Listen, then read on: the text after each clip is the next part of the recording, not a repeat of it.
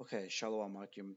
First and foremost, I want to give all praises, honor, and glory to Yahweh Bahashim, Yahweh Shai, Bahashim Har Hakwadash. Double honors to the Apostles' Great Millstone, and peace and salutations to all the Akim who are tuning into these videos. Alright, so this is going to be a quick video because, as you've been paying attention, according to the body, the members of the Great Millstone, we were all pretty much reading this article. It's posted on RT, and the title says YouTube to ban hateful videos with supremacist content. And this is going to just be a quick video. I'm going to speak on what the article says and bring a few precepts. Alright, so I'm going to go ahead and read the article. It says YouTube has updated, so-called updating its hate speech policies and will now ban videos with supremacist content. One thing too is, once you get into this truth, you realize that you're a Hebrew Israelite. You realize that you're supreme. You're, superior to anything else.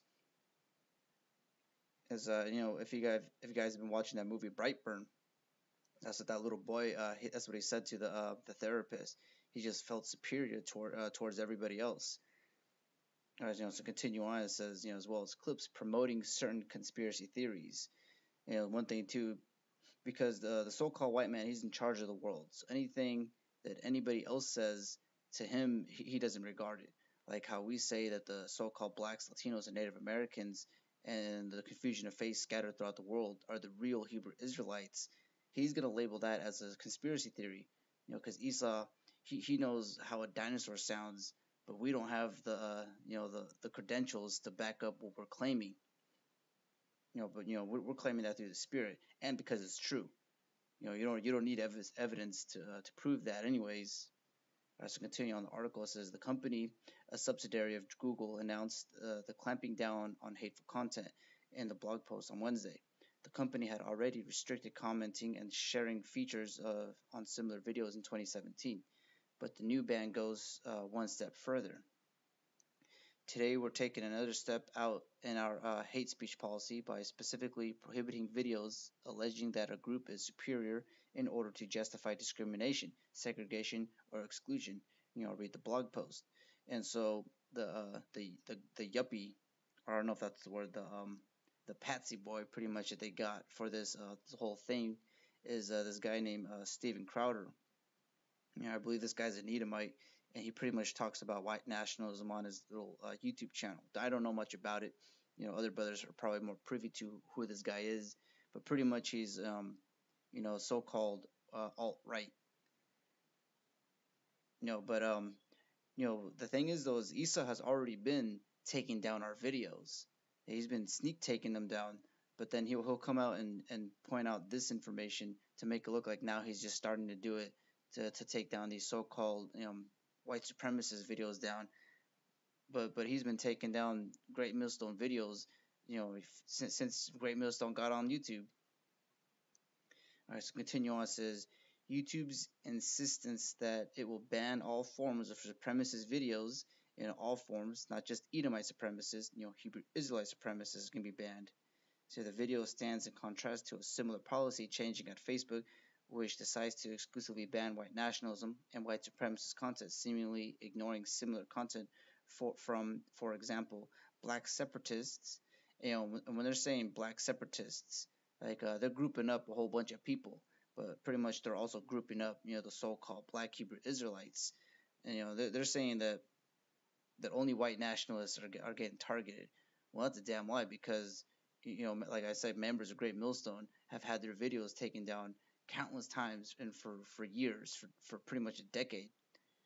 It says all radical Zionist movements. Nevertheless, YouTube presents videos that promote or glorify Nazi ideologies as an example that would break its new rules. In addition to these changes, YouTube said it will reduce the spread of content that does not outright violate its policies but comes right up to the line. The company said that the borderline content included flat earth conspiracy videos and of phony science videos. Yes, because this is Esau. Nice picture too. Is Esau pretty much. We tell him, certain things according to the scriptures, like the flood that in the book of Exodus happened. That's, according to Esau, that's a phony science. That's a phony science video. So if you do a video about the flood, you're a phony. You're pretty much in the same bucket as a flat Earth conspiracy. Because Esau is the one who says what happens. Because this is his reign right now. All right, so those phony science videos will be dropped from viewers' recommendations and replaced with videos from authoritative sources. So you're gonna have Edomite sources, like anything about so-called Black Hebrew Israelites. Vocab Malone is gonna be, the go-to authoritative source.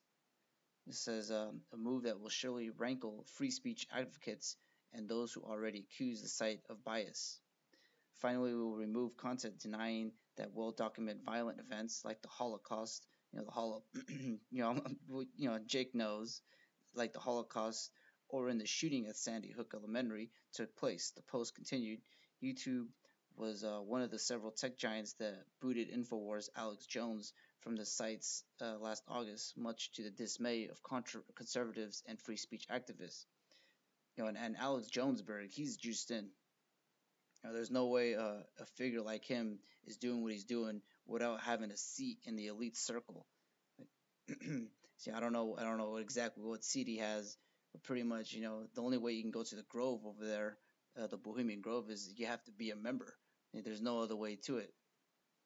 So he's not some renegade Edomite doing the right thing, because that guy's a juiced-in Edomite. All right, so real quick, this because this whole what it pretty much is, it's the famine of the word, but in an Edomite perspective, it's them cracking down on so-called fake news, because pretty much it's order out of chaos. Because like these white supremacist videos, like Steve Crowder, he's pretty much juiced in.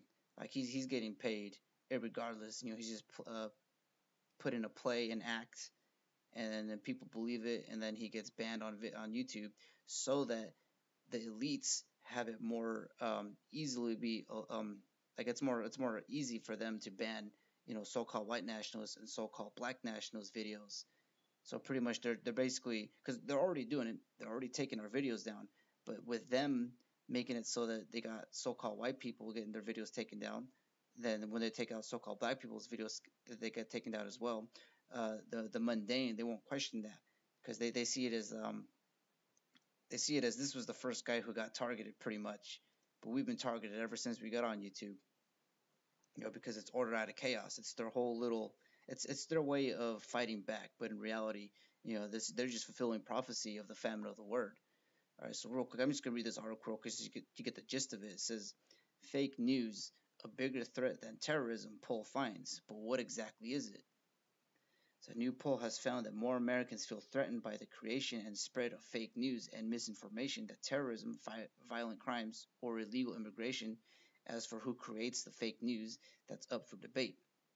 Half of all Americans see made-up news as a bigger problem that other video security issues, a Pew Research Center poll published Tuesday has found. Though drug addiction and affordability of healthcare remain the biggest issues of the American consensus, made-up news and information, fake news, beat out violent crimes, climate change, racism, illegal immigration, and terrorism in the survey. So you got this survey right here. Of course, because all of Babylon, you see a whole bunch of homeless Edomites shooting up heroin in their veins. It doesn't matter what Middle America, East Coast, West Coast. You're gonna see that when you come here to America. But pretty much, like because this is 70%, but I don't know how this chart is numbered, but pretty much fake news is up there. Like the mundane are more worried about fake news as opposed to actual terrorist attacks, illegal immigration, and racism. All right, so I'm just gonna get into the precepts.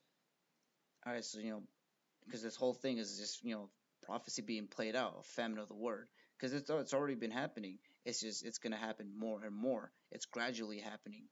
All right, so there's Amos 8:11.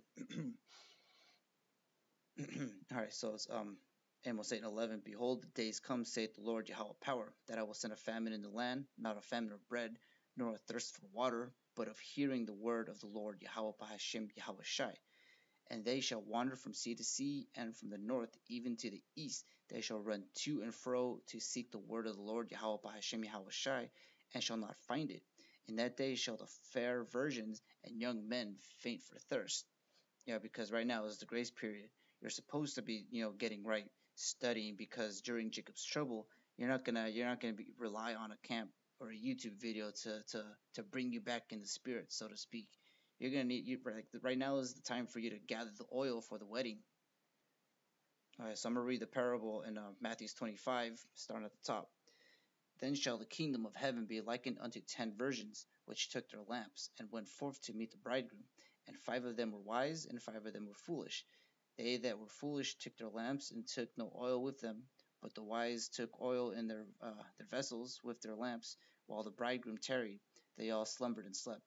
And at midnight there was a cry made, Behold, the bridegroom cometh, go ye out to meet him. Then all those virgins arose and trimmed their lamps. And the foolish said unto the wise, Give us of your oil, for our lamps are gone out. But the wise answered, saying, Not so, lest there be not enough for us and you, but go ye rather to them that sell, and buy for yourselves. And while they went to buy, while they went to buy, the bridegroom came, and they that were ready went in with him to the marriage, and the door was shut. Afterward came also the other virgins, saying, Lord, Lord, open to us. But he answered and said, Verily I say unto you, I know you not. Watch therefore, ye know neither the day nor the hour wherein the Son of Man cometh. Because this is pretty much Jake's a procrastinator. That's like if I don't, that's not the right way of saying it. But they'll put off things. Like we'll pretty much go out there to the highways and hedges, tell them this is the grace period, and then you got to get ready because while you're able to get ready, because if not, there's a missile with your name on it. Jake's gonna say, oh well, those missiles they ain't gonna come for another 500 years. Like they really don't, like they really think that America's got 500 years or something. Lord's will 10 years, or even less. All right, so this is Jeremiah 16:16. Behold, I will send for many fishers, saith the Lord Yahweh power, and they shall fish them. And after will I send for many hunters, and they shall hunt them for every mountain and from every hill, and out of the holes of the rocks. All right, so pretty much, what this precept is bringing out is that right now what we're doing, during our grace period is we're fishing for the elect. We're trying to get as many people for this marriage, so that we can gather the oil, this knowledge, so that we're ready for the marriage. But there's gonna become a time where we're not gonna need to gather, like our lamp oil is gonna be full, and then that time of the wedding is gonna happen. And when that time is going to happen, we're not going to be virgins. We're going to, bid to the marriage. So that we're not going to be fishers anymore. We're going to become hunters. All right, so this is Luke 21:12. But before all these, they shall lay their hands on you and persecute you, delivering you up to synagogues and into prisons, being brought before kings and rulers for my name's sake. And this precept is going into the whole thing about the famine of the word, because, the men at Great Millstone, they got a target on their head, because why else would they be targeted for with this whole thing about it's like I forget the word, like because they're targeting us. I'll give it to them. They got some white supremacists on their ranks, so-called black separatist groups, but they're targeting us for specific reasons, because we're the men of the Lord, Yahweh Ratazat that we are, and that we endure to unto the end, and that we're of that number of the hopefully elect. But nonetheless, Esau, he sees it as a carnal way, and he's just trying to get as many so-called black Hebrew Israelites as he can. So he's right now during the famine of the word, he's going to start shutting each and every video down until the whole internet gets shut down, and then he's going to start gunning us down. All right, so this is Revelation 2:10. Fear none of those things which thou shalt suffer. Behold, the devil shall cast some of you into prison, that ye may be tried, and ye shall have tribulation 10 days. Be thou faithful unto death, and I will give thee a crown of life.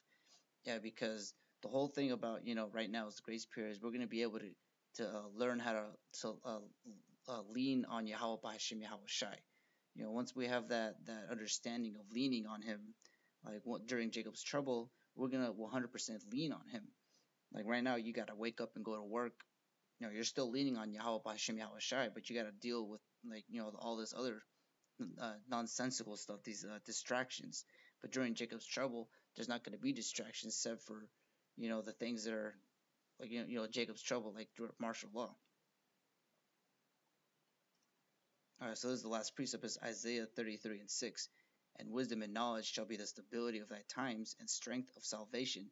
The fear of the Lord Yahweh Bahashim Yahweh Shai is his treasure. All right, so that precept pretty much sums it up. I really don't have to break it down because, like I said, it says, the strength of salvation is during Jacob's trouble. We're going to need to be saved out of it.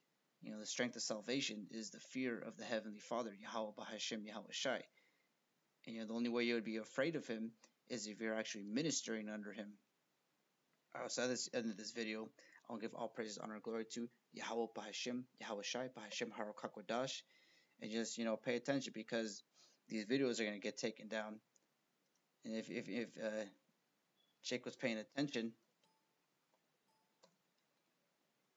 I was being circumspect with how I say things.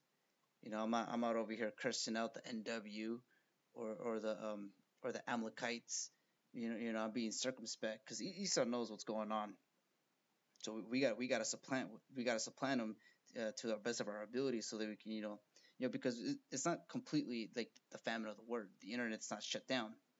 So we got to be we got to supplant this until the famine of the word is in a full 100% effect. All right, I just want to say that through the spirit. All praise, honor, glory to Yahweh, Bahashim, Yahweh Shai, Bahashim, Rakakwadash, and Shalom, Makim.